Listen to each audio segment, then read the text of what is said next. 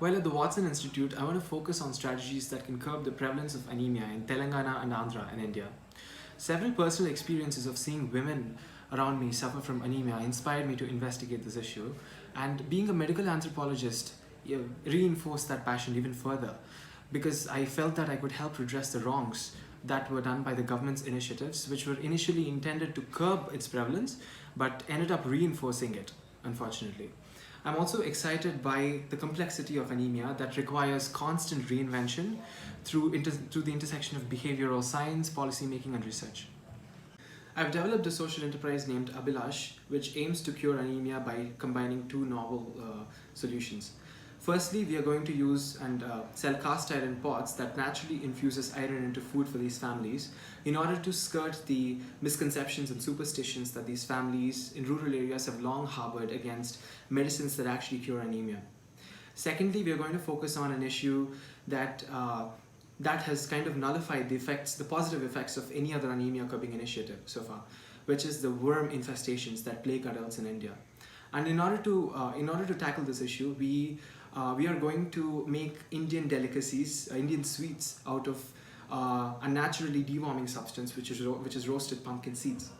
And both these delicacies and the cast iron pots are going to be manufactured and sold by women from these communities themselves at a subsidized price.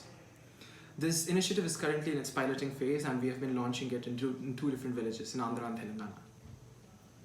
I care most about making initiatives sustainable in the long run by empowering communities to be able to serve themselves without external assistance.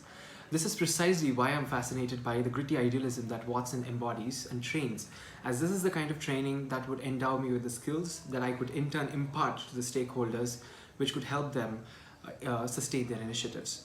I also wish to learn how to identify my weaknesses and capitalize on my strengths to cultivate my ability to develop business frameworks that are both globally applicable and contextually specific at the same time. Watson's model offers me precisely this opportunity by immersing me in a community, a network of incredible scholars whose mentorship and insights are bound to push me to develop abilities such as these. A defining moment in my life when I almost gave up was during my effort to spearhead the first Pride Parade in Andhra under my organization that furthered LGBT rights causes. We were already discouraged from the struggle we had with mobilizing the incredibly fractured queer community in the state. Yet we were struck an even harder blow by the police themselves, who threatened us with violence and arrest warrants due to their deeply entrenched prejudice against us.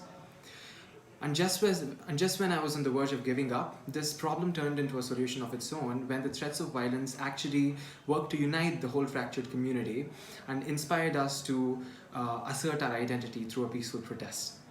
It actually taught me to embrace unpredictability and in times of adversity find gumption and strength from those brave souls who displayed incredible resilience that day.